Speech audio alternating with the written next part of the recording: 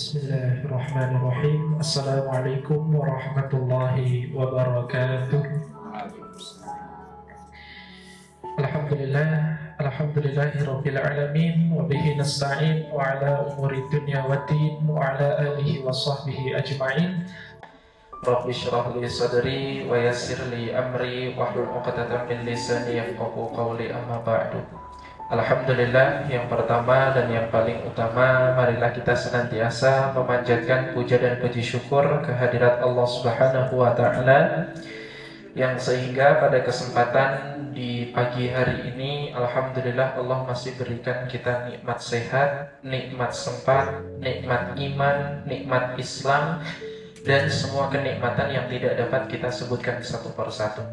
Kedua kalinya, salawat teriring salam, marilah kita senantiasa kita haturkan kepada manusia paling mulia sepanjang masa, junjungan kita semuanya, baginda Nabi besar Muhammad sallallahu alaihi wasallam, yang tentu sama-sama kita nantikan syafaatnya di yaumul qiyamah kelak. Baik jamaah, kita udah memasuki Sya'ban keberapa?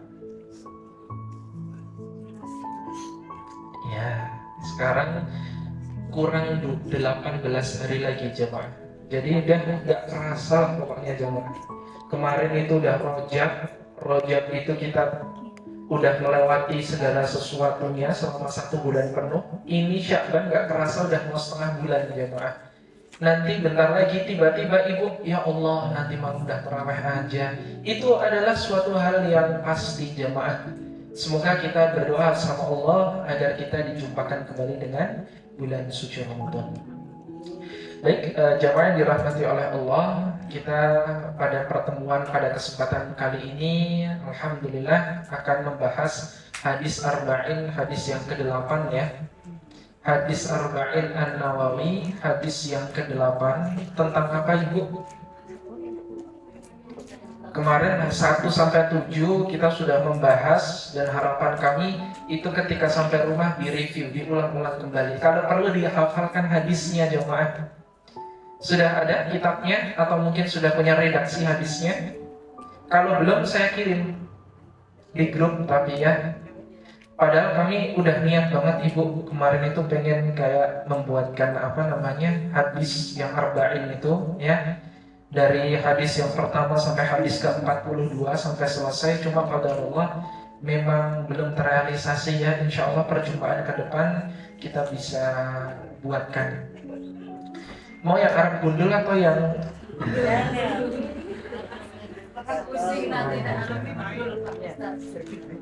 yang ada artinya aja ya Ibu berarti ya, Insya Allah, biar kita bisa mereview, mengulang kembali.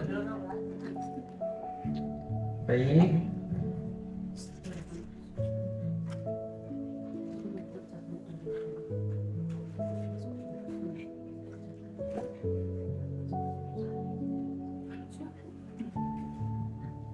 Baik, sudah kami kirim ya. Itu yang ada terjemahnya. Sudah? Yang belum masuk grup nanti bisa masuk grup, atau bisa searching hadis Arba'in nomor 8 ya. Hadisnya tentang kewajiban dari berdakwah, atau bisa kita simpulkan kalau dalam istilah secara lengkapnya redaksinya bukan tentang berdakwah jamaah, tetapi menjaga kehormatan diri masing-masing dan menjaga kehormatan harta. Artinya apa jamaah? Artinya dalam riwayat hadis ini nanti kita bisa menjabarkan dari setiap redaksi yang terdapat dalam hadis ini jamaah.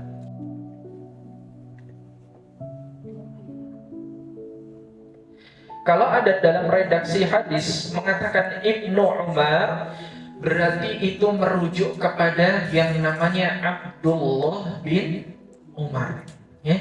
Ini yang sangat masyhur sekali jamaah.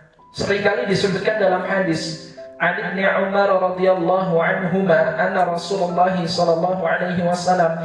Kemarin kalau disebutkan radhiyallahu anhuma berarti siapa aja yang Islam? Siapa aja jemaah? Kan ada radhiyallahu anhu, radhiyallahu anha, radhiyallahu anhum, radhiyallahu anhuma. Berarti kalau disebutkan radhiyallahu anhuma itu merujuk Islam kepada siapa? Dua-duanya, ya. Entah Abdullahnya, entah ayahnya yang disebutkan Ibnu Umar, anaknya Umar udah masuk Islam, Umarnya juga udah masuk Islam. Sehingga dua-duanya didoakan bersama radhiyallahu anhuma, yang semoga Allah meridhoi keduanya. Anaknya dapat ridho, orang tuanya Umar bin Khattab pun dapat ridho. Ayat Quran. Kalau asbabul wurud itu sebab-sebab kenapa kok Rasulullah sampai bersabda demikian? Karena ini ada penyebabnya, jamaah. Penyebabnya apa? Ketika itu Rasulullah SAW menjumpai ada orang-orang kafir. Dan ini jamaah, orang kafir itu kan terbagi dua, ya. Kita nanti bisa sebutkan orang kafir terbagi dua. Ada kafir zimmi, ada kafir harbi. Nah, apa itu kafir zimmi dan kafir harbi? Jadi secara bahasa dulu, kafir itu artinya apa sih, jamaah? Kafir itu adalah orang-orang yang lagi menutup diri. Makanya kalau ada orang yang mengatakan, oh kamu orang kafir, itu tuh malah banyak orang yang tersinggung, jamaah. Kenapa kok tersinggung? Padahal ini kalimat yang udah paling lembut loh, jamaah. Kafir itu kalimat yang paling lembut. Artinya apa? Wahai orang-orang yang masih menutup diri, itu namanya kafir. Diseraplah dalam bahasa Inggris jadi cover, jamaah. Ya, betul? Kan buku ada covernya, ada ininya. Karena apa? Untuk nutup, jamaah. Coba buku kalau kertas doang nggak ada covernya, gimana kira-kira, jamaah? Ya udah, kita nggak tahu ini buku apa gitu kan, isinya apa gitu kan, karangan siapa nggak tahu. Makanya diperlukan adanya cover itu untuk melabeli, oh ini buku ini, karangan ini, judulnya ini, menarik banget nih covernya. Makanya dalam bahasa Arab ketika disebutkan kafir itu udah kalimat yang paling lembut, jamaah. Makanya disebutkan kafir. Kafir itu terbagi dua, ada kafir zimmi, ada kafir harbi. Kafir zimmi itu siapa? Kafir zimmi itu adalah orang kafir yang hidup berdampingan dengan seorang muslim. Jadi kalau sekarang ibu, mohon maaf, tinggal bersama orang Nasrani, bersama orang Konghucu, bersama orang Buddha, orang Hindu, berarti itu termasuk orang kafir mana, jamaah? Zimmi, ya. Zimmi itu adalah orang kafir, tapi dia tuh kalau dalam hubungan sosial masih berbuat baik, jamaah. Oh, masih ikut kegiatan kampung, nggak mengganggu kita dalam beribadah kita, itu masih disebut kafir zimmi. Dan kita haram untuk memusuhi seorang kafir zimmi, itu nggak boleh, jamaah. Ada orang kafir zimmi, oh itu ada orang kafir mau beribadah ke gereja, oh langsung dibunuh, nggak boleh, jamaah. Ini kafir zimmi, ya. Karena pada waktu itu, jamaah, kafir zimmi itu adalah seorang kafir pada zaman Rasulullah. Mereka itu tetap berbaiat, walaupun dia nggak percaya sama Rasulullah, nggak percaya dengan Islam, tapi dia menghargai, dia berada di bawah kekuasaan Islam, jamaah. Makanya syarat untuk mereka dibebaskan itu dengan cara membayar jizyah. Jizyah itu apa, Bu? Apa? Jizyah itu denda, ya. Ada ketika itu zaman Khalifah Umar bin Khattab, Bu. Umar itu terkenal dengan seorang yang sangat bijaksana, sangat dermawan, dan sangat sederhana sekali. Ketika itu ada seseorang diutus sama Umar bin Khattab, ini kamu kirimkan surat ini ke Raja Persia. Dikirimkan surat itu ke Raja Persia. Buat apa, jamaah? Ajakan untuk masuk ke dalam Islam. Dia dikasih dua pilihan. Pilihan yang pertama, dia mau masuk ke dalam Islam, kemudian mereka dibebaskan, atau mungkin mereka tetap dalam kekafiran, tapi dia harus bayar jizyah, bayar denda ke umat Islam. Kenapa kok Persia itu tunduk? Karena ketika itu Persia sudah ditundukkan sama Islam, jamaah. Ya, ditundukkan sama Islam. Sehingga ketika Raja Persia itu membaca surat dari Umar bin Khattab itu, akhirnya karena dia nggak mau percaya kepada Islam, akhirnya dia pun memerintahkan utusannya, kamu Perdana Menteri, kamu datangi Raja Umar. Bayangkan dibilang raja jemaah Umar. Kamu datang ke Raja Umar, nih bawa jizyah ini, bawa denda. Kami nggak mau masuk ke dalam Islam, kami mau bayar jizyah aja. Seketika dibawalah oleh kereta unta dan kudanya itu jamaah oleh Perdana Menteri. Ketika udah memasuki gerbang pintu Madinah, ada orang lewat, ditanya, kamu Muslim, ya? Ada apa? Kamu tahu nggak istananya Raja Umar di mana? Wah, Raja Umar, sampai bingung jamaah. Saking sederhananya Umar, dia sampai bingung istana Raja Umar yang mana. Setahu saya Umar itu dia nggak punya istana sama sekali. Kalau kamu mau ditunjukkan rumahnya di mana, saya tahu. Tapi kalau kamu bilang istananya Raja Umar, di sini nggak ada istana. Seketika itu, ya udah, di mana rumahnya Raja Umar? Tuh, di ujung sana, maju terus, ujung paling pojok itulah rumahnya Umar bin Khattab. Seketika itu Muslim itu pun pergi jamaah, Perdana Menteri itu pun tercengang. Kenapa? Biasanya kalau ada orang itu kalau ditanya itu dia minta imbalan jamaah. Betul? Ada ya yang kayak gitu ya? Bu, rumah ini di mana? Di sana, gitu kan? Atau bu, rumahnya Pak Lurah di mana? Wah, saya nggak tahu di mana rumahnya. Ini ada 100.000 bu. Oh, tuh di sana rumahnya tuh. Ayo saya antarkan, ayo. Kadang kan kayak gitu ya jemaahnya. Nah itu, ketika itu Perdana Menteri dari Persia, utusan Raja Persia itu dia, kok luar biasa sekali, dia nggak minta. Padahal dia udah melihat jizyah ini emas banyak banget, kok nggak minta sama sekali. Luar biasa ini. Akhirnya dia menghiraukan itu, langsung pergi berjalan menuju ke rumahnya Umar jemaah. Ketika sampai di rumahnya Umar, terlihatlah ada seorang yang lagi tiduran di bawah pohon kurma jemaah. Lagi ngapain? Nungguin jemuran. Ketika itu turunlah Perdana Menteri itu. Ketika ditanya, kamu tahu nggak rumahnya Raja Umar di mana? Apa? Raja Umar? Saya nggak tahu. Yaudah, rumahnya Umar di mana? Oh gitu ya. Kalau kamu pengen tanya rumah Umar di mana, kalau sedangkan yang kamu sedang ajak bicara itu adalah Umar, lalu gimana? Oh, kamu Umar? Bayangkan jamaah, Umar bin Khattab lain di samping para raja-raja atau orang-orang mereka semua berada duduk di atas singgasana, dia lagi nungguin jemuran di bawah pohon jamaah. Lagi tiduran, bahkan di dalam riwayat dikatakan dia tidur di atas pelepah kurma dengan berbantalkan batu jemaah. Bantal batu tuh keras apa empuk jemaah? Lah itu bayangkan Umar lagi tiduran di situ, tiba-tiba ada orang datang. Kamu tahu nggak rumahnya Raja Umar di mana? Oh, kamu tuh gimana? Kalau yang lagi kamu ajak ngomong itu adalah Umar gimana? Oh, kamu Umar luar biasa. Kamu nggak punya pengawal sama sekali? Buat apa? Pengawalku itu yang paling kuat itu hanya Allah Subhanahu wa Ta'ala. Aku nggak perlu pengawal. Ada apa kedatangan kamu kemari? Aku ingin membawakan ini dari Raja Persia. Apa itu? Jizyah. Baik, kalau gitu setelah ini kamu ikut bersamaku untuk membagikan harta ini dan sebagiannya kita masukkan ke Baitul Mal. Karena apa? Karena ini adalah sudah hak mereka. Seketika itu jamaah, Perdana Menteri itu melihat sifat kesederhanaan dan kedermawaannya Umar. Seketika Perdana Menteri itu pun bersaksi, asyhadu an la ilaha illallah wa asyhadu anna Muhammadar Rasulullah. Jadi ternyata orang itu dapat hidayah itu luar biasa jamaah. Ya, kadang nggak menentu. Makanya itu disebut kafir zimmi. Karena kafir dhimmi itu dia nggak melakukan peperangan sama kita, nggak melakukan bunuh-membunuh, nggak melakukan kezaliman sama kita. Itu kafir dhimmi dan kita haram untuk memerangi. Sedangkan ada yang kedua namanya kafir harbi. Kafir harbi itu adalah kafir yang dia itu selalu memerangi umat Islam. Ya, contohnya siapa? Abu Jahal, Abu Lahab, Musailamah al-Kadzab. Dia bahkan dikatakan nggak cuma orang kafir, tapi orang munafik jemaah. Bahkan setelah itu pun banyak orang-orang kafir harbi. Bahkan sampai detik ini pun masih banyak jemaah.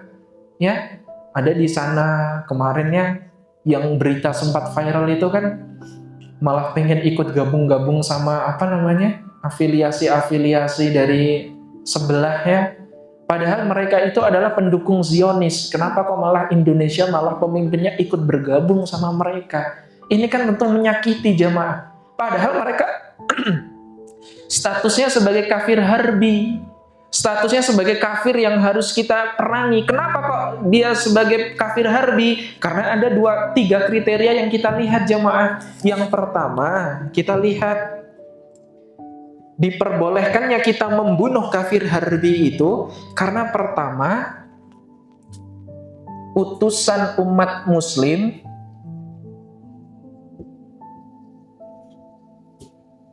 dibunuh jamaah. Sedangkan kalau ibu melihat ketika di Palestina, mohon maaf, nggak apa-apa lah ya kita sebutkan secara gamblang aja, Palestina ya, bahkan mereka orang-orang yang sangat-sangat bertakwa sekali kepada Allah. Ketika diminta untuk berunding, mereka udah bismillah kita berunding. Ketika mau berunding jamaah, itu sebagai jebakan doang jamaah. Mereka akhirnya berkumpul di satu tempat itu dibom jamaah, bayangkan.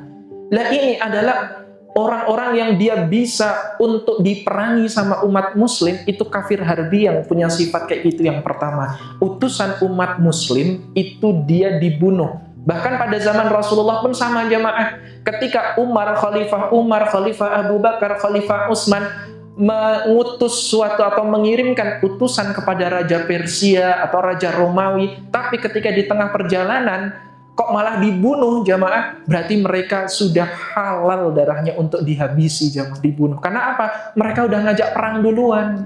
Padahal kita kan udah berupaya untuk baik-baik, mengirimkan utusan, tujuannya apa? Diplomasi. Untuk apa? Berdiskusi jamaah. Makanya seorang diplomat itu sangat haram sekali untuk diganggu-gugat dari pihak manapun. Misal pun ada seorang diplomat Israel datang ke Indonesia, kita nggak boleh ngebunuh jamaah. Kalau niat dia itu berusaha untuk diskusi, kita nggak boleh membunuh, ya. Karena kita harus menjamin keselamatannya. Itu kalau apa jamaah? Kalau niatnya untuk berdiskusi, itu boleh. Walaupun kok kayaknya ada orang kita pengen kumpul, berita nyebar ke seluruh Indonesia, oh ada diplomat Israel datang ke istana negara. Wah pasti semua orang langsung pada ke sana jamaah. Ngapain? Pengen nyemek down jamaah. Pengen dihabisi barang-barang. Pengen disentil ginjalnya gitu kan. Tapi nggak boleh jamaah. Kalau punya niat untuk berdiplomasi, selagi dia bukan punya maksud yang jahat, haram kita untuk membunuhnya. Tapi kok kalau ketika dikirimkan diplomat itu dan diplomatnya dibunuh, berarti kita pun boleh untuk ngebunuh balik jamaah. Itu udah hukum dalam Islam. Boleh, ya. Karena itu tadi utusan umat muslim dibunuh, sehingga itulah yang menjadikan syarat kenapa tadi dari hadis umirtu an uqatilan nas antashhada alla ilaha illallah, ya, sampai dia mau bersyahadat, sampai dia mau mengatakan bahwasanya Allah itu adalah Tuhan yang esa dan Rasulullah Muhammad itu adalah utusan Allah. Itu kriteria yang pertama, utusan umat muslim dibunuh. Dan yang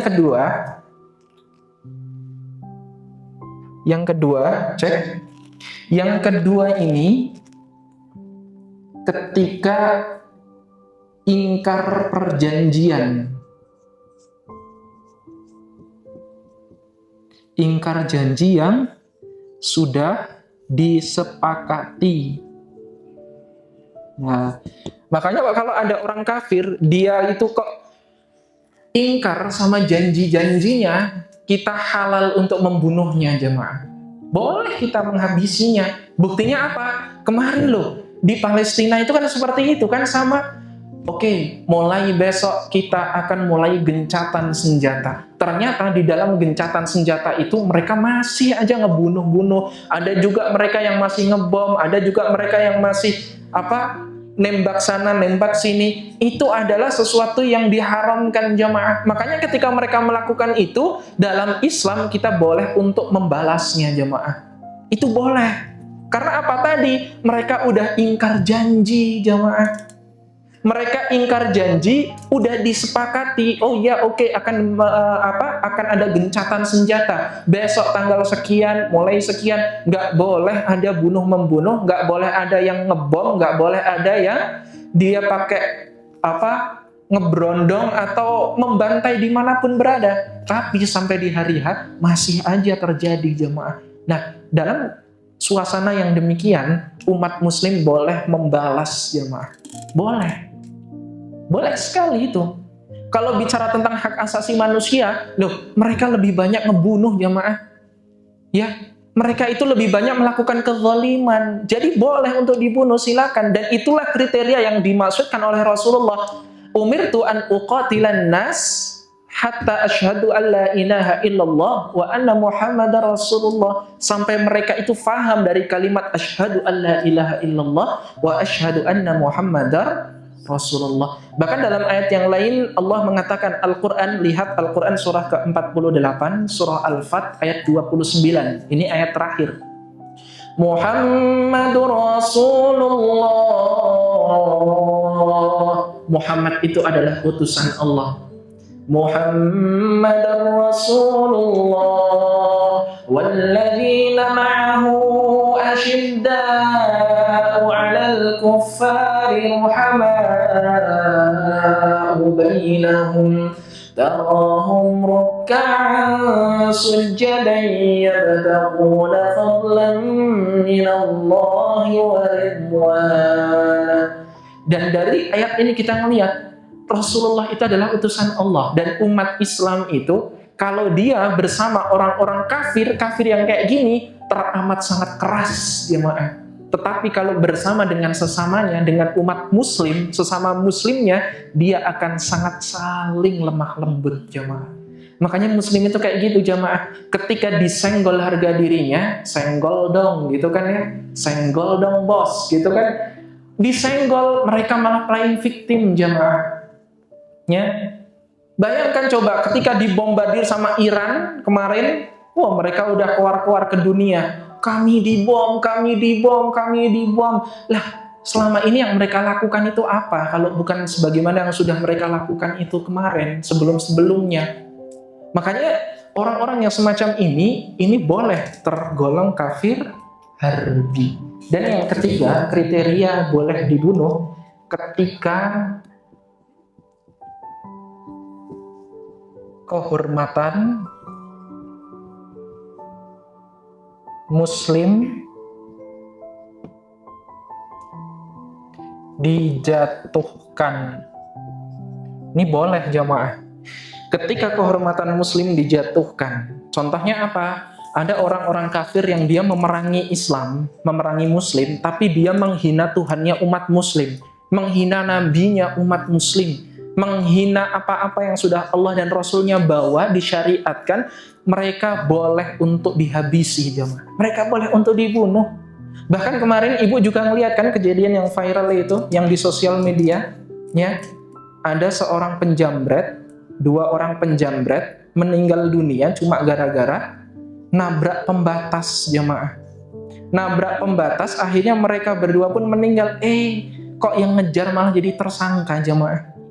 Ya, betul kan nih? Lah ini sudah saking cacatnya hukum kita itu mengatakan sedemikian, jemaah. Padahal Islam aja dia sangat menghargai, membolehkan loh. Bahkan dalam hadis riwayat Muslim dan hadis riwayat An-Nasa'i dikatakan ketika itu riwayatnya dari Abu Hurairah radhiyallahu anhu. Pernah ketika itu Abu Hurairah melihat Rasulullah didatangi oleh seorang lelaki. Ketika itu seorang laki-laki itu pun datang menemui Rasulullah dan kemudian dia bertanya, "Ya Rasulullah, apabila ada seseorang mendatangiku dan dia mau merampas hartaku, apa yang harus aku lakukan ya Rasulullah?" Oh gini, kalau ada seseorang yang ingin merampas hartamu, dalam riwayat yang pertama dikatakan, jamaah, maka jangan kamu berikan padanya. Tapi kalau dia maksa kemudian mau membunuhku, gimana ya Rasulullah? Kamu bunuh dia. Tuh, Rasulullah memerintahkan untuk itu, jamaah. Karena apa ini? Ketika kehormatan muslim dijatuhkan, salah satu di antara dijatuhkan itu apa? Dirampas hartanya juga sama. Jadi kalau ibu dirampas hartanya, itu boleh untuk melawan, jamaah. Tapi kecacatan hukum kita itu ketika kita yang ngelawan karena membela diri, terkadang kita malah menjadi tersangka jemaah. Itulah yang kemarin menjadi topik pembahasan tuh sampai ke pusat, ya, sampai ke pusat, bahkan nggak jadi dijatuhi hukuman jemaah tuh. Coba Pak, bapak-bapak penegak hukum, ibu penegak hukum, ketika bapak ibu ada di posisi itu, apa yang harus bapak ibu lakukan? Ketika posisi dijamret, apakah bapak ibu diam aja? Diam jemaah, diam, dia nggak berkutik, nggak bisa ngomong apa-apa, ya. Makanya ini menjadikan ketika kehormatan muslim dijatuhkan, itu boleh untuk dibunuh. Ya, berdasarkan sabda Rasul yang tadi, aku harus ngapain Rasulullah? Kamu bunuh dia. Lalu ya Rasulullah, kalau nanti malah aku yang terbunuh, gimana? Maka kamu akan dicatatkan sebagai seorang yang syahid. Nah kalau aku yang malah membunuh dia ya Rasulullah, apakah aku berdosa? Tidak, kamu nggak berdosa. Justru dialah yang tetap akan masuk ke dalam neraka. Itu kata Rasulullah dalam hadis riwayat Muslim. Dalam riwayat An-Nasa'i dikatakan, ya Rasulullah, apabila ada seorang merampas hartaku, apa yang harus aku lakukan? Nasihatilah dia untuk beriman sama Allah, untuk mengingat Allah. Loh, ya Rasulullah, ada orang mau mencuri, dia udah gak mikir kayak gitu ya Rasulullah. Lalu kalau dia udah gak bisa mengingat Allah, gimana? Apa yang harus aku lakukan? Mintalah bantuan kepada orang-orang Islam di sekitarmu. Kalau gak ada ya Rasulullah, kamu cari aparat penegak hukum yang berwajib di sekitarmu. Kalau kok jauh Rasulullah, kamu bertaruh nyawa demi mempertahankan hartamu. Berarti ini menjadi dalil jemaah. Ternyata harga diri seorang muslim itu sangat berharga. Bahkan dalam hadis Arba'in nomor yang ke-8 ini, nggak cuma harta umat muslim, tapi kehormatan seorang muslim itu harusnya saking-sakingnya berharga, dia mau mengorbankan nyawanya sekalipun jemaah. Tapi jangan gitu langsung, bismillah besok aku mau ke Palestina, aku pengen perang sama Israel. Ya nggak gitu juga jamaah. Pakai strategi jamaah. Gimana caranya? Jihad sekarang itu nggak harus berperang. Berjihad zaman sekarang ini, yang ibu lakukan ini sama sedang berjihad, Bu. Ngapain? Menuntut ilmu. Kalau kita nggak bisa menumbangkan mereka dengan otak kita, dengan otot kita, tapi gunakanlah otak kita jamaah. Ngapain? Berpolitiklah dalam Islam, ya. Berpolitiklah dengan apa? Keilmuan. Kita ambil ilmu wawasan sebanyak-banyaknya jamaah.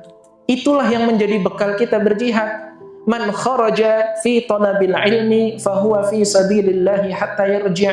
Barang siapa yang dia keluar rumah dalam rangka untuk apa? Untuk cari ilmu, sampai dia pulang kembali ke rumahnya, maka akan Allah catatkan itu sebagai jihad di jalan Allah. Makanya jamaah, bahkan ini tercantum dalam Al-Quran surah ke-9 At-Taubah ayat 122. Jangan kamu umat muslim semuanya pergi ke perang semuanya. Sisakan sebagian di antaranya untuk menuntut ilmu. Tuh, disuruh menuntut ilmu sebagian jamaah. Jangan semua itu ikut perang. Walaupun iming-iming perang, iming-iming jihad dalam berperang, itu iming-iming yang luar biasa jemaah. Contohnya apa? Perang pertama yang dilakukan umat muslim itu perang apa jemaah? Perang? Mantap aja ibu, jangan malu bu. Perang apa bu? Badar. Ya. Kalau orang itu berkata itu mustahil jemaah. Kenapa? Perang Badar itu cuma muslim itu jumlahnya berapa? Muslimnya cuma 313. Sedangkan orang kafir berapa jemaah? 1000 orang tuh, bayangkan. Muslimnya 313, orang kafirnya 1000 orang. Sedangkan lihat di perang yang lain jemaah, ada namanya perang Mu'tah. Mu'tah itu perang terbesarnya umat muslim, ya. Ketika itu 3 panglima besar umat muslim itu wafat syahid ketika itu. Siapa saja? Ada Zaid bin Harisah wafat ketika itu. Ja'far bin Abu Thalib wafat di medan perang ketika itu jamaah. Bahkan sama sahabat-sahabat yang lainnya, Abdullah bin Ruwaha, 3 panglima besar Islam wafat di medan perang itu. Kecuali 1 panglima tertingginya. Siapa jamaah? Khalid bin Walid. Bayangkan, berapa perang Mu'tah itu? Perang Mu'tah itu perang lawan Romawi jamaah. Ketika itu umat muslim itu cuma segini. Berapa? Sedangkan orang-orang Romawi berapa jemaah? Bukan 12.000. 200.000. Coba kalau hitungan logika, mustahil nggak jemaah? 200 kok dibandingkan sama 3.000, 200.000 dibandingkan 3.000. Bayangkan, bahkan Khalid bin Walid pada masa ini jemaah, dia itu berhasil mengalahkan 12 pasukan sekaligus dalam satu kali tebasan pedangnya. Berarti ahlinya kayak gimana Khalid itu jemaah? Bayangkan 12 orang itu ditebas semua pakai pedangnya dalam sekali tebasan. Berarti gimana cara nebasnya tuh? Nggak bisa kita bayangkan lah, ya. Kita nggak ahli dalam bidang itu, ya. Makanya ingin saya sampaikan, ini kan kalau menurut logika manusia mustahil jemaah, betul? Tapi nggak ada yang mustahil menurut Allah.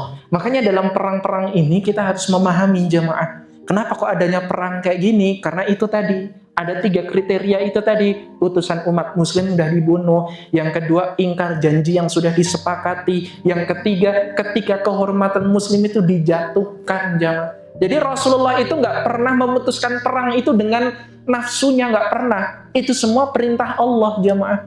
Tuh Muhammad, itu loh mereka udah berkhianat, mereka akan melakukan adu domba, mereka akan melakukan banyak sekali menjatuhkan kehormatan muslim, maka perangilah mereka. Seketika Rasulullah memerintahkan kepada Umar, kamu tolong ya Umar, itulah tolong dikondisikan semuanya untuk kita mau berperang ini. Akhirnya apa? Umar pun mengutus Khalid jemaah. Khalid langsung kayak berunding sama semua panglima-panglimanya umat Islam dan terjadilah perang. Ya. Dalam hadis ini kan dikatakan, walaupun nggak secara spesifik, tapi kan poinnya adalah umirtu an uqatilan nasa hatta yashhadu an la ilaha illallah wa anna muhammadar rasulullah. Sampai mereka itu benar-benar mau untuk masuk dalam Islam, mengakui ini adalah agama yang benar. Yang dimaksudkan diperangi ketika sudah masuk kriteria yang harbi itu jemaah. Kalau yang zimmi itu nggak boleh. Ya. Makanya ketika memahami hadis ini tuh jangan cuma terjemahannya, berdasarkan asbabul wurudnya, kemudian turunan-turunan tafsir hadisnya seperti apa, bagaimana para ulama menafsirkan hadis ini, itu harus kita pelajari. Karena coba bayangkan jamaah, orang nggak memahami hadis ini dengan ilmu, cuma baca tekstualnya, pemahaman kita apa jamaah kira-kira? Wah, suruh membunuh orang kafir. Semua yang kafir dibunuh, ngelihat ada orang langsung dibacok. Lihat ada orang kafir sedikit, gereja langsung dibakar. Konghucu, ada ini kelenteng, dibakar. Semua itu nggak boleh jamaah. Ya. Makanya tadi Rasulullah itu berdakwah dengan kelembutan kalau sama orang kafir zimmi. Sedangkan dengan kafir harbi itu dakwah itu ya dengan pedangnya jamaah. Dengan pedang, dengan tombak, dengan anak panah. Makanya strategi Rasulullah itu berbeda-beda. Rasulullah itu orang yang paling cerdas jemaah. Ketika ingin membuat strategi apapun, itu nggak pernah salah taktiknya. Contohnya apa? Di perang Uhud tuh. Perang Uhud kan satu-satunya peperangan Islam yang mengalami kekalahan kan. Rasulullah udah bilang strateginya udah bagus banget tuh jamaah. Kamu para pemanah jangan turun semuanya dari bukit.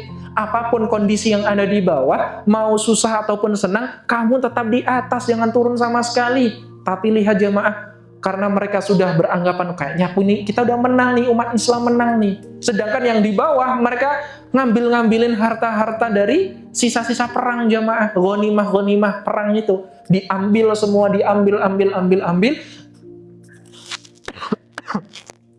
Sedangkan mereka yang di atas, mereka iri jamaah. Enak banget tuh yang di bawah, mereka bisa ngambil apapun yang mereka inginkan. Sedangkan kita nggak dapat apa-apa. Akhirnya apa jamaah? Mereka pun turun dari atas bukit itu jamaah. Setelah mereka turun dari atas bukit itu, ini kejadian kan Khalid sebelum masuk Islam jamaah. Khalid yang memimpin perang dalam perang Uhud, dalam membela orang-orang kafir dulu sebelum masuk ke dalam Islam, akhirnya dikiranya orang-orang kafir itu mundur jamaah. Ternyata mereka punya strategi ngapain jamaah? Muteri gunung Uhud buat nyerang mereka dari belakang, dari arah belakang. Ketika mereka udah berputar, sedangkan mereka para pemanah itu semua pada turun, akhirnya orang-orang kafir itu datang kembali jamaah menyerang, akhirnya mengalami kekalahan. Ya. Makanya Rasulullah kan sampai berdarah ketika itu jamaah, sampai terluka parah. Bahkan ada Ummu Umarah, Talhah bin Ubaidillah, Abu Ubaidah bin Jarrah. Mereka itu terluka melindungi Rasulullah. Rasulullah mau dipanahin, Ummu Umarah itu dia menjadi tamengnya Rasulullah, dipanah berpuluh-puluh kali, sampai bahkan kena tusukan pedang, kena tombak, tapi nggak tumbang jamaah. Tetap melindungi Rasulullah Sallallahu Alaihi Wasallam. Aku nggak apa-apa, aku meninggal, yang penting aku nanti sesurga bersama Nabi, yang penting Rasulullah nggak apa-apa. Punya pengertian sedemikian jemaah. Makanya ini menjadikan pembelajaran untuk kita, bahwasanya yang dimaksudkan dalam hadis ini, kita boleh membela diri, kita boleh memerangi apabila punya 3 kriteria tadi jemaah. Utusan yang kita utus, yang kita kirim itu dibunuh, ya. Yang kedua, kemudian dia ingkar janji yang udah disepakati, udah terjadi kesepakatan, oh ya nanti kamu bayar jizyah ya, ternyata mereka nggak mau bayar jizyah, malah nantang, boleh kita nantang balik jemaah. Yang ketiga, ketika kehormatan muslim dijatuhkan. Coba yang dilakukan orang-orang Israel itu 3 ini semua sudah dipenuhi jemaah. Makanya kita itu halal untuk memerangi mereka, boleh. Silakan ya, selagi mereka menyerang, kita berperang di jalan Allah dalam membela agama dan kehormatan. Bahkan kan orang-orang Palestina, mohon maaf Bu, ini cuma sekedar informasi yang nggak terekspos ya. Wanita-wanita di sana itu kan digilir sama orang-orang Zionis jemaah. Dan itu apa sih kalau nggak termasuk ketika ini jemaah? Kehormatan umat muslim dijatuhkan ketika itu. Setelah mohon maaf mereka secara bergantian. Setelah bergantian itu, akhirnya apa jemaah? Dibunuh jemaah. Habis mereka melampiaskan nafsunya, mereka langsung membunuhnya di tempat itu juga. Bayangkan, sekejam-kejamnya hewan, itu nggak membunuh ketika dia mohon maaf, baru melakukan seperti itu jemaah. Lah kok ini manusia kan setega, ini tega sekali. Ya, makanya ini adalah orang-orang kriteria yang harus diperangi. Bahkan dalam hadis dikatakan lagi jamaah, anta syahada la ilaha illallah wa anna muhammadar rasulullah wa yuqimus shalah wa yu'tuz zakah. Ketika mereka udah masuk Islam, kita nggak boleh memerangi mereka kecuali dengan hak-hak Islam. Contohnya apa? Wa yuqimus shalah wa yu'tuz zakah. Mereka udah masuk Islam, nggak melakukan peperangan kepada kita secara fisik kita nggak berantem, mereka nggak melukai fisik kita, tapi kita boleh untuk memerangi mereka dalam rangka berbuat kefasikan. Contohnya apa? Mereka memang sudah umat muslim, tapi mungkin mereka syirik, ya. Mungkin mereka juga menyekutukan Allah, mereka tidak membayar zakat, mereka mendolimi orang-orang muslim di sekitar mereka. Lah, ini adalah hak-hak muslim yang harus kita penuhi jamaah. Fa idza fa'alu dzalika asamu minni dima'ahum wa amwalahum illa bihaqqil Islam. Ya, kecuali memerangi dengan hak-hak Islam. Kalau dalam ranah dalam bermuamalah itu nggak boleh memerangi, tapi kok kalau bertentangan sama Islam boleh kita perangi. Tapi dalam peperangannya itu pun memeranginya bukan dengan cara membunuh, tapi mendakwahi mereka dengan boleh bil hikmah. Mau pakai mau'izah hasanah silakan, atau pakai bil hikmah pun silakan. Apapun yang bisa dilakukan. Oh, orang itu nggak bisa meninggalkan kesyirikannya. Kenapa? Karena mohon maaf, mungkin dia kurang dalam perekonomiannya. Ya udah, berarti umat Islam yang ada di sekitar situ jamaah membantu dengan dakwahnya itu, jangan langsung diceramahi. Dengan apa yang dilakukan? Penuhi dulu ekonomi mereka jamaah. Ada orang kelaparan diceramahi, nggak bakal masuk jamaah. Betul? Betul ya? Makanya penuhi dulu hak-hak mereka. Mereka terpenuhi, oh yang mereka butuhkan adalah ekonomi. Coba saya tanya kepada ibu semuanya, ibu digaji sama pemerintah 50 juta per bulan, ibu masih mau kerja nggak? Masih mau nggak? Fokus ngaji terus kan? Wah udah 50 juta ini setiap bulan gitu kan, udahlah ngaji aja lah, daripada capek-capek panas-panasan keluar gitu kan. Kalau nggak ngaji ya belanja, ya. Udah itu aja 2 kegiatan utamanya gitu kan, ngaji belanja, atau mungkin pulang ngaji langsung belanja, pulang belanja langsung ngaji, lah terserah lah itulah ya. Makanya jamaah, berdakwah itu dengan strategi. Rasulullah pun ketika berdakwah itu dengan strategi. Daripada dalam berperang, Rasulullah itu lebih banyak berdakwah menggunakan hikmah, pakai akhlaknya jamaah. Oh, Umar aja masuk Islam dengan akhlaknya Nabi loh.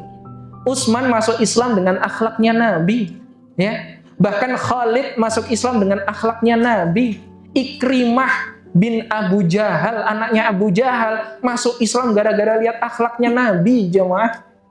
Padahal Abu Jahal pun sebenarnya udah mau masuk Islam, tapi Abu Jahal itu karena gengsi, jemaah. Makanya kalau kita mau berhijrah, jemaah, jangan gengsi. Karena kalau udah mau hijrah, mau memperbaiki diri, gengsi itu kayak Abu Jahal, jemaah. Bahkan udah mau tobat, nggak jadi tobat, akhirnya dia meninggal dalam keadaan kekafiran. Firaun pun sama kan? Firaun kan mau mengakui Tuhannya Musa, tapi gengsi, jemaah. Barulah ketika ditenggelamkan, barulah dia mau mengakui, aku percaya kepada Tuhannya Musa dan Harun. Seketika itu udah nggak ada lagi kata diterima taubatnya. Seketika Fir'aun pun berada dalam kekafiran, jemaah. Makanya tadi dalam memahami hadis ini kita nggak bisa cuma secara tekstual, tapi kita harus memahami asbabul wurudnya, kita harus memahami sejarahnya, kita harus memahami tafsir dari hadis tersebut. Karena dikatakan wa hisabuhum 'alallahi ta'ala, ya. Kecuali kalau dia seorang muslim tapi tetap memerangi agama Allah, memerangi Islam, maka kita pun berhak untuk memerangi dia. Karena dia udah mulai melakukan peperangan sama Allah Subhanahu wa taala. Ya. Makanya tadi ya jemaah, kafir itu terbagi berapa? Kafir apa saja? Zimmi itu yang seperti apa? Coba nanti saya hapus Zimmi itu yang seperti apa? Hidup berdampingan dengan muslim dan dia tidak mengganggu umat muslim. Kalau yang harbi, memerangi umat muslim. Kriteria harbi yang boleh dibunuh itu ketika punya berapa kriteria, jemaah? Apa saja yang pertama? Coba matanya ke depan semua, jangan ke samping. Sini semua. Curi-curi ada yang ketika utusan-utusan yang dikirim dibunuh. Kemudian yang kedua, ketika ingkar janji dari kesepakatan yang sudah dibuat bersama. Yang ketiga, ketika kehormatan muslim dijatuhkan, ya. Termasuk kemarin kan harta dirampas, itu kan menjatuhkan harga diri seorang muslim. Makanya kata Rasulullah memerintahkan pertaruhkan nyawamu untuk mengorbankan untuk mempertahankan hartamu. Kalau kamu meninggal, kamu akan syahid. Kalau kamu mampu mempertahankan hartamu, kamu nggak berdosa. Ya, ini jemaah yang dirahmati oleh Allah. Oleh sebab itu, kita harus paham kontekstual dari hadis ini, jemaah. Jangan kita serta-merta untuk hadis dengan secara pemahaman kita sendiri. Ya, kita mungkin jengkel banget sama orang-orang kafir harbi. Tapi kalau dia kok tidak memiliki 3 kriteria ini, tapi yang namanya kafir harbi itu pasti memiliki 3 kriteria ini, jemaah. Karena mereka pertama pasti mengganggu umat muslim. Contohnya orang-orang Palestina loh, lagi sholat Jumat kok diberondong, jemaah. Lagi sholat Jumat, baca Quran, Qurannya disita, jemaah. Lagi sholat ditendang, jemaah. Ini kan menjatuhkan harga diri seorang muslim. Makanya ketika harga diri seorang muslim itu sudah dijatuhkan, maka boleh kita membela diri dengan cara apapun itu, jemaah. Ya, meninggal dalam keadaan syahid atau hidup mulia dengan Islam. Itu, jemaah. Tapi terkadang orang sekarang itu mereka memahami hadis ini dan memahami kalimat jihad itu terlalu ekstrim, jemaah. Dikit-dikit ada yang melakukan bom bunuh diri, ya. Tahu ya kemarin yang di Sarinah itu Jakarta, tahun berapa itu? 2018 atau 17? Ya, udah lama lah itu ya, jemaah. Itu bukan berjihad, ya. Berjihad itu di jalan Allah, bukan di jalan Sarinah, jemaah. Berjihad itu di jalan Allah. Makanya berjihad itu bukan yang mereka bunuh diri. Kamu akan mendapatkan kemuliaan ketika kamu pakai pasang bom ini, kamu kemana, kamu nanti diledakkan ya di tengah-tengah keramaian. Itu bukan jihad, itu bunuh diri jamaah. Sedangkan Allah melarang untuk bunuh diri. Dan inilah yang menjadi dalih orang-orang ISIS jamaah. Orang ISIS ya. ISIS, tahu ya ISIS? ISIS. Nah, ISIS, orang-orang Islamic State of Iraq and Suriah. Yang kemarin tahun 2018 atau 19 itu mereka sudah dibasmi habis jamaah. Tapi antek-antek mereka yang ada di Filipina, yang ada di Indonesia, mereka masih tersebar luas dengan pemahaman-pemahaman yang semacam itu. Contohnya kemarin tahun 2019 itu siapa? Ada namanya yang di Poso itu siapa? Santoso, tahu? Tahu? Nggak tahu Ibu? Ya Allah Ibu. Pernah dengar ya? Ada Santoso, terus ada Nurdin M. Top, tahu? Nah, kalau Nurdin M. Top Ibu gitu. Ada lagi siapa lagi? Amrozi, bom Bali ya. Terus apa lagi? Banyaklah jamaah. Itu adalah hal-hal yang sebenarnya dilarang jamaah. Ya, nggak boleh. Di Filipina ada tuh kelompok kriminal Abu Sayyaf ya, yang militannya nyampe 300 orang bersenjata semua jamaah. Bahkan sampai tentara aja sampai kewalahan menghadapi mereka. Kenapa? Karena mereka diberikan pemahaman yang salah terkait jihad. Jihad itu bukan kayak gitu. Jihad itu apa-apa yang dia tulus berjuang untuk agama Allah, itulah jihad. Makanya kalau Ibu, mohon maaf, kalau kita melihat berdasar hadis Nabi SAW yang akan meninggal dalam keadaan syahid, itu ada beberapa orang. Yang pertama, kalau dia berperang karena dia berjuang di jalan Allah, itu pertama. Yang kedua, meninggal dalam keadaan dia sedang menuntut ilmu. Lagi menuntut ilmu, Bu, Pak, tiba-tiba ada kecelakaan, atau mungkin tiba-tiba meninggal serangan jantung ketika lagi nuntut ilmu, ini meninggal dalam keadaan syahid. Yang ketiga, orang yang meninggal kecelakaan jamaah, ditabrak, itu bisa syahid. Ada orang yang tenggelam itu syahid jamaah. Jangan dikira orang tenggelam itu nggak syahid. Selagi dia nggak bermaksiat hidupnya kepada Allah dalam masa hidupnya, meninggal dalam keadaan tenggelam, itu syahid. Ya. Tapi jangan besok kita ke Mangli terus langsung bunuh diri, itu jamaah, itu bukan tenggelam itu ya. Tenggelam, syahid. Orang yang meninggal dalam kondisi kelaparan atau sakit perut, perutnya sakit, kronis, sampai dia meninggal dunia, itu meninggal dalam keadaan syahid. Jadi ternyata kriteria syahid itu banyak. Kalau syahid itu bisa Allah datangkan dari beberapa arah, kenapa kok kita harus milih yang kayak pakai bom jamaah? Itu bukan syahid. Itu justru fasik, kekufuran nikmat yang sudah Allah berikan jamaah. Malah itu sangat dilarang, ya. Makanya ini berlandaskan Al-Qur'an terakhir jamaah. Al-Quran surah kedua Al-Baqarah ayat 190 sampai 194. Ini ayat tentang yang seringkali orang itu gagal faham.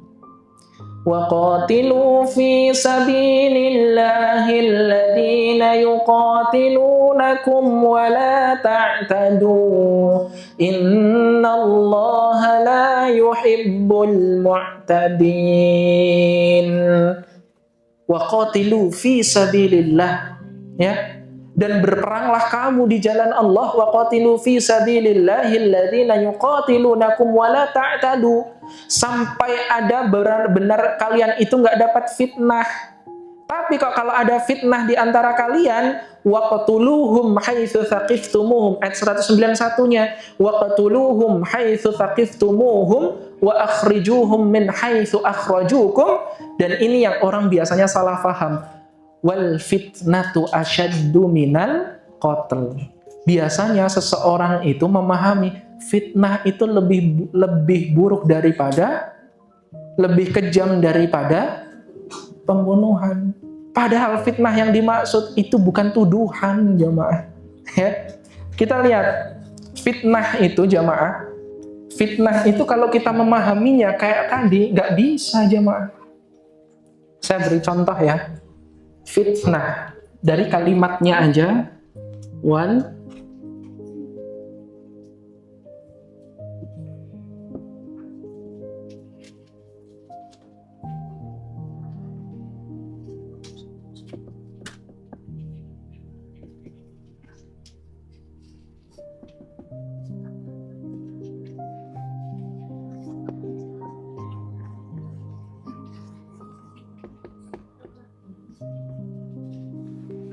wal fitnatu asyaddu minal qatl.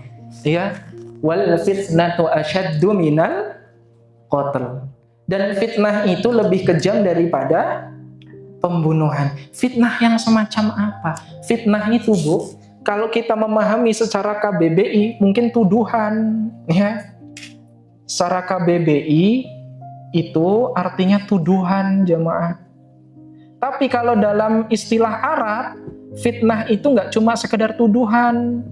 Ada juga boleh berarti azab, boleh perpecahan, bisa juga fitnah itu ujian atau musibah.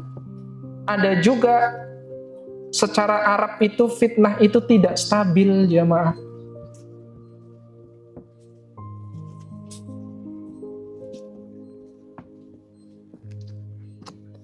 Nah, kalau kita memahaminya secara KBBI, fitnah itu cuma tuduhan. Banyak orang yang salah menafsirkan, oh dia loh fitnah aku. Ingat, fitnah itu lebih kejam daripada pembunuhan. Padahal bukan itu maksudnya, jemaah. Walaupun dalam kamus KBBI yang dimaksudkan fitnah itu tuduhan itu nggak salah. Yang dimaksudkan tuduhan itu salah satu dari beberapa pengertian dalam kamus Arab ini, jemaah. Fitnah bisa berarti azab, bisa berarti perpecahan, bisa juga berarti ketidakstabilan, bisa berarti musibah atau ujian. Contoh, fitnah Al-Masih Ad-Dajjal. Berarti apakah yang dimaksudkan tuduhan Al-Masih Ad-Dajjal? Bukan, jemaah. Allahumma inni a'udzubika min adzabi jahannam wa min adzabil qabri wa min fitnatil mahya. Ya, maksudnya wa min fitnatil mahya itu apa? Ya Allah, lindungi aku dari ujian dalam masa hidupku, ya Allah. Wal fitnati apa namanya? Malah jadi ikut ke ini kan. Allahumma inni a'udzubika min adzabi jahannam wa min adzabil qabri wa min fitnatil mahya wal mamati wa min syarri fitnatil masihid dajjal. Dan aku berlindung ya Allah dari semua ujian dari dajjal, ya Allah. Ya. Makanya yang dimaksudkan fitnah itu kalau secara tafsir itu bukan cuma sekedar ini, jamaah, yang dimaksudkan orang-orang yang harus dibunuh itu tuh bukan orang yang nuduh, bukan. Tapi para ulama sepakat dalam kitab Al-Mawardi dikatakan yang dimaksudkan fitnah itu adalah al-kufr, yaitu kufur. Kufur itu apa yang dimaksudkan? Syirik, jamaah. Kalau ada orang, makanya dalam hadis kan nggak bertentangan kan? Dalam hadis kan dikatakan juga, perangilah mereka sampai mereka antasyhada alla ilaha illallah wa anna muhammadar rasulullah. Perangi mereka sampai mereka itu beriman kepada Allah dan mereka beriman kepada Rasulullah sallallahu alaihi wasallam. Wa yuqimus shalah, dan mereka juga diperintahkan salat. Wa yu'tuz zakah, kalau mereka kok disuruh zakat nggak mau dikeluarkan, perangi juga mereka. Maksudnya bukan dibunuh, diperangi, jamaah. Karena mereka nggak sesuai. Wa yu'tuz zakah. Kemarin kita pernah bahas ya, zakat. Zakat itu berapa persen, jamaah, boleh ditunaikan ketika apa? Ada dua syaratnya. Nisabnya sudah mencapai 85 gram emas. Sedangkan haulnya berapa? 1 tahun. Kenapa kok para sahabat dalam riwayat itu nggak pernah berzakat? Kenapa? Karena harta milik para sahabat nggak pernah diendapkan sampai 1 tahun, jemaah. Ini buat ibu tuh, yang punya harta kok sampai menyamai jumlah 85 gram emas, biar nggak punya kewajiban untuk mengeluarkannya, maka tunaikanlah untuk sedekah setiap bulannya, jemaah. Makanya harta itu nggak mengendap, ya. 85 gram emas itu sekarang berapa jamaah? Bayangkan. 255 juta. Kalau 255 juta itu dia sudah mengendap selama 1 tahun, maka diwajibkan untuk mengeluarkan zakat. Berapa yang harus dikeluarkan? 2,5%-nya, ya. 2,5%-nya berapa? Berapa? Payah emang kita belum sarapan ya Ibu ya. Kurang lebih sekitar 6-7 jutaan jamaah. Ya, sekitar 7 juta rupiah yang dikeluarkan kalau harta kita sudah sampai 255 juta dan itu mengendap.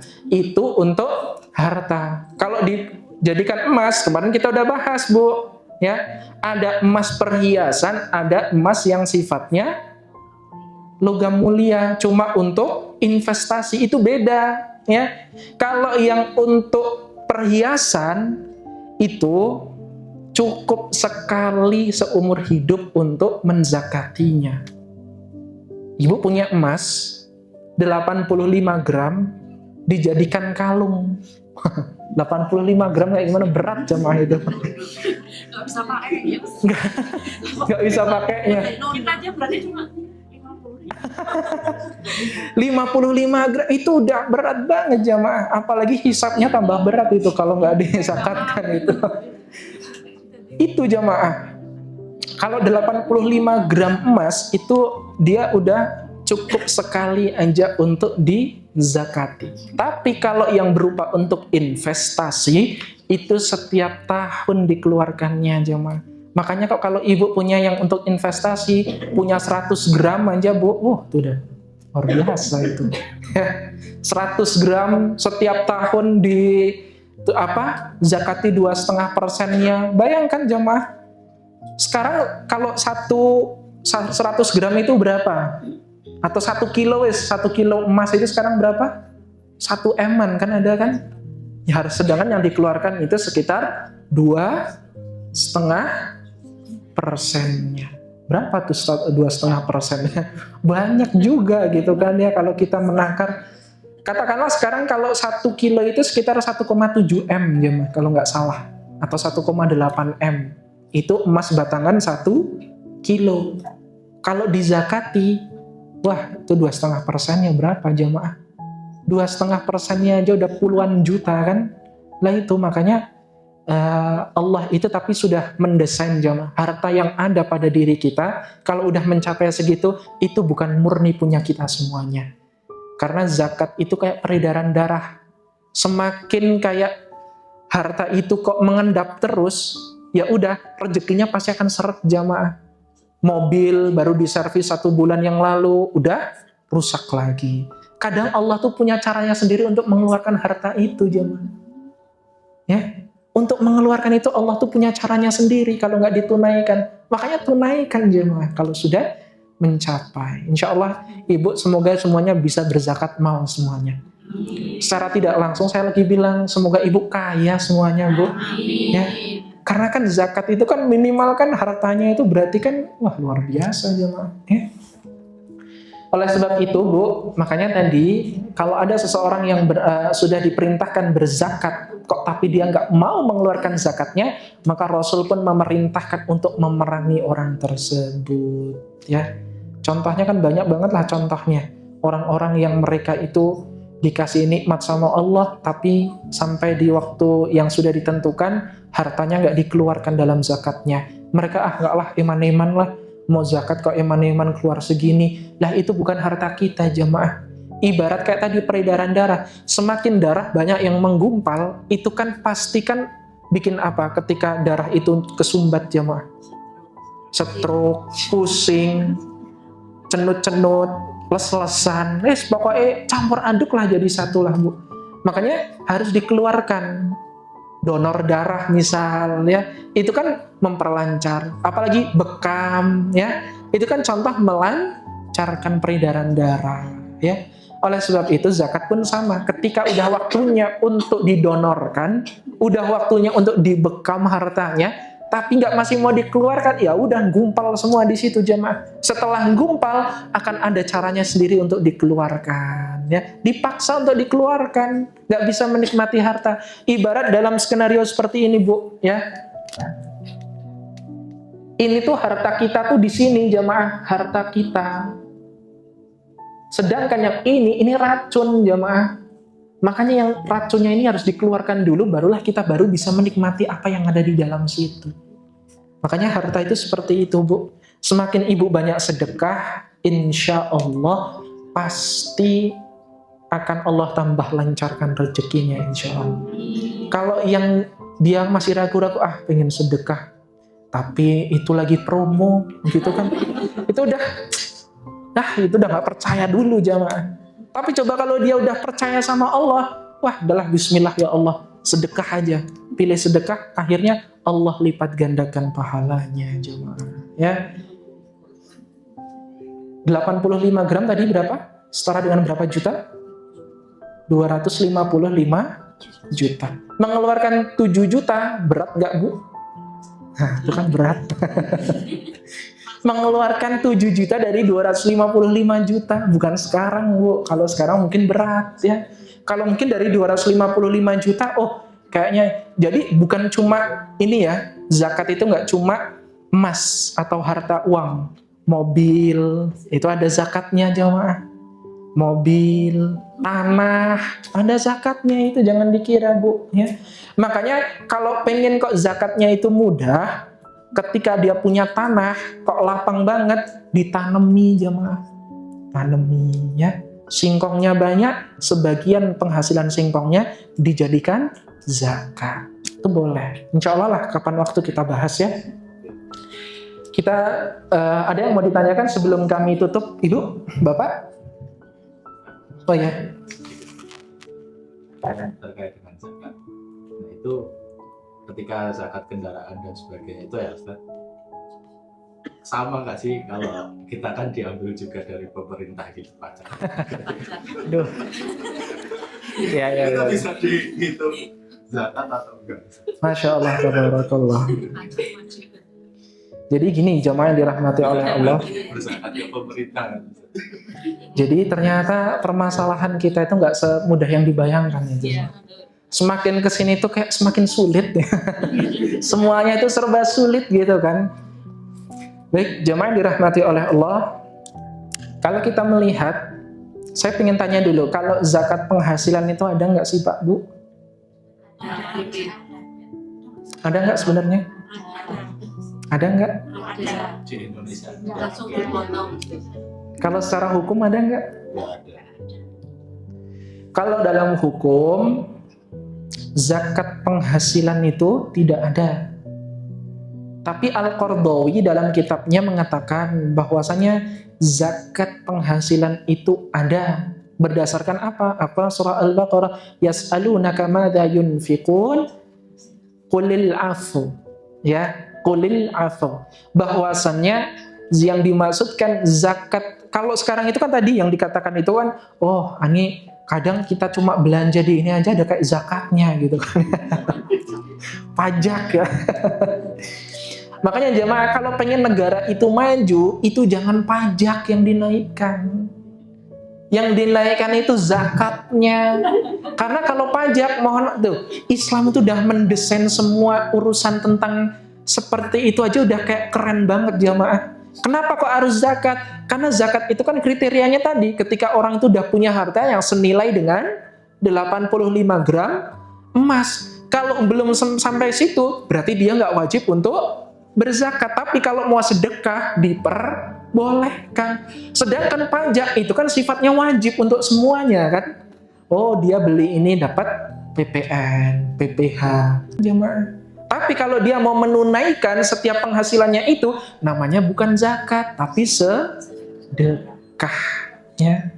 Sedekah namanya. Jadi kalau saya ada istilah lazis, itu kurang pas ya mah. Nggak cuma lazismu, lazisnu, lazis apapun. Lazis apapun. Karena kan lazis itu kan lembaga, zakat, infak, sedekah. Karena apa jamaah? Infak, sedekah, infak itu udah melingkupi semuanya. Ada infak yang sifatnya wajib, ada infak yang sifatnya sunnah. Kalau infak yang sifatnya wajib, namanya zakat. Kalau infak yang sifatnya sunnah, namanya sedekah. Itu jamaah. Jadi lazis, nggak usah lazis pun udah jadi jamaah. Lembaga apa? Infak. Jadi apa? Jadi apa jamaah singkatan? Lanfak. Jadi jamaah yang dirahmati oleh Allah, tadi yang disampaikan itu bukan termasuk zakat. Karena tidak memenuhi, ya. Itu cuma pajak, beda pajak sama zakat itu beda jamaah. Kalau pajak itu kan tadi sifatnya wajib untuk siapapun yang dia memiliki intinya kan. Sedangkan kalau zakat itu yang ada level kriterianya. Kalau sudah memenuhi 1 tahun dan hartanya sudah selevel sebanyak 85 gram emas. Jadi kalau tadi kita beli di suatu minimarket ada potongan-potongan ini sekian atau mungkin nanti makan di warung apa misalnya gitu ya, harganya mah cuma 50.000, uangnya kita udah bawa pas-pasan, sampai di sana malah ada, ini ada pajak, jadi 70.000 jamaah. Makanya itu belum termasuk dari zakat, ya. Karena zakat itu tadi sudah diberikan ketentuannya dalam Islam. Islam itu the best banget, keren banget. Kalau membuat suatu hukum itu dia tuh make sense banget, ya. Dia nggak menjatuhkan. Makanya kalau negara itu yang diterapkan itu zakat, seperti contohnya punya Baitul Mal, Indonesia punya Baitul Mal, insya Allah Indonesia tuh makmur jamaah. Tapi yang diterapkan kan bukan Baitul Mal. Yang diterapkan apa jamaah? Pajak. Setelah pajak itu udah numpuk, akhirnya kemana? Nah, itu ibu bisa jawab itu kan, saya nggak mau jawab. Nanti itu TikToknya kena banned lagi. Wallahu a'lam bishawab. Pada intinya zakat itu bukan untuk memiskinkan orang-orang yang berharta, tetapi justru ingin membersihkan orang-orang yang berharta dan agar orang-orang di sekitarnya itu dia mampu untuk menikmati apa yang dinikmati juga oleh orang-orang yang memiliki harta. Makanya disebut ada namanya zakat fitrah. Kenapa kok zakat fitrah diwajibkan bagi yang mampu? Kenapa demikian? Karena orang diharapkan ketika Idul Fitri itu, Bu, ketika orang-orang Allah pengen semua orang itu bahagia di hari itu, nggak cuma orang-orang yang berharta, tapi orang-orang yang dia kebiasaan nggak pernah makan enak, jadi bisa makan enak. Biasanya nggak bisa makan nasi, akhirnya bisa makan nasi. Makanya diwajibkan zakat fitrah. Zakat itu artinya apa? Zakat itu memiliki arti menebarkan manfaat yang luas, ya. Semoga bisa difahami. Sebelum kami tutup, ada lagi satu terakhir. Oh ya? Maaf, saya ada 2 pertanyaan ya Ustaz, tapi ini nggak sesuai tema. Oh ya. Ini keresahan saya. Saya ingin bertanya Ustaz, misalnya begini, kita berbuat baik sama seseorang, tapi seseorang itu ternyata terus sama kita gitu. Yang pertama, kita mau lihat dari kasus yang pertama itu, walaupun kita sudah berbuat baik sama orang, kan terkadang gitu ya, dalam kita hidup itu, kadang kalau kita berharapnya sama manusia, ini menjadi poin pertama, ya. Kalau kita berbuat baik itu, harapannya manusia itu juga berbuat baik sama kita, ya pasti kita akan kecewa terkadang. Karena kita ketika sudah berbuat baik, nanti aku paling dipuji sama orang itu. Orang itu pasti akan membalas kebaikan yang aku lakukan. Kalau kita ketika mau berbuat kebaikan, sudah dalam hati kita terbesit hal-hal semacam itu, berarti itu yang pertama udah racun dulu di dalam hati kita. Kenapa? Karena kita udah mulai menumbuhkan benih-benih kekecewaan dulu jamaah. Sebelum itu terjadi, kita udah numbuhin dulu benih kecewa. Makanya yang pertama kali dilakukan, setiap kali kita berbuat baik, lillahi ta'ala, kita niatkan semuanya karena Allah, ya. Yang pertama itu untuk mengurangi rasa kekecewaan kita. Yang kedua yang harus kita lakukan, apabila ada seseorang itu berbuat buruk sama kita, jangan balas dengan keburukan. Al-Quran surah 41, surah Fussilat ayat 36, ayat 34, mohon maaf, ya. Sudah dibuka, ada ayatnya 34. Wah, buka lagi nih. Nggak apa-apa Ibu ya. Semua itu berpahala kok jamaah. Buka Quran itu berpahala. Apa bunyi ayatnya awalnya? Oh belum ketemu. Fussilat surah 41 ayat 30. Sudah ketemu? Wala tastawil. Betul? Wala tastawil hasanah wala sayyi'ah idfa' billati hiya ahsan. Ya. Wala tastawil hasanah. Ya. Apabila kita mau berbuat baik sama orang, jangan kita ngeharapin kebaikan sama orang gitu ya. Dan kalau orang itu berbuat buruk sama kita, jangan kita balas dengan keburukan. Idfa' billati hiya ahsan. Tetap kita berbuat baik sama dia. Walaupun udah suudzon sama kita, udah banyak melakukan keburukan sama kita. Kadang kita dijatuhkan harga diri kita, martabat kita dijatuhkan. Tetap berbuat baik. Selagi apa? Dia bukan orang kafir hardi. Dia selagi masih seorang muslim, dia masih apalagi saudara kita atau anggota keluarga kita, maka apalagi orang tua,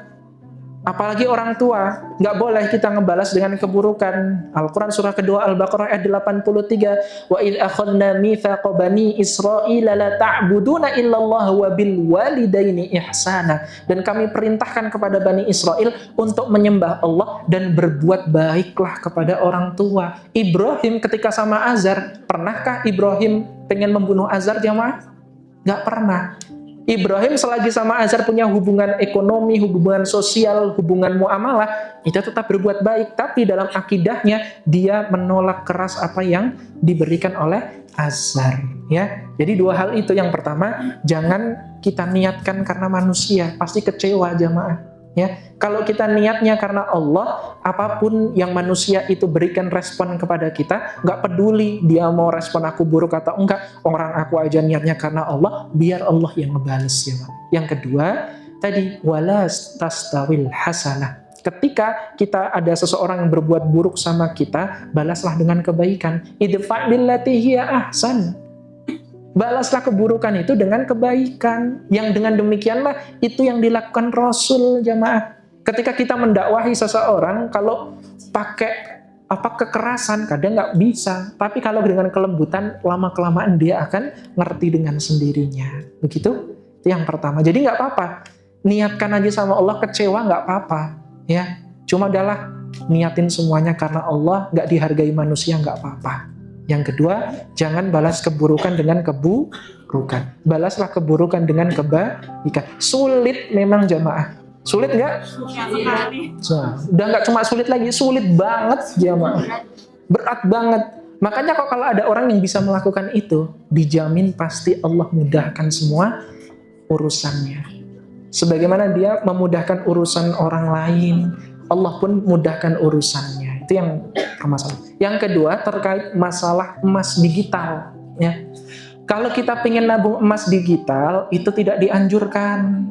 Kenapa kok tidak dianjurkan? Sedangkan emas itu adalah transaksi yang harus kita tahu fisiknya.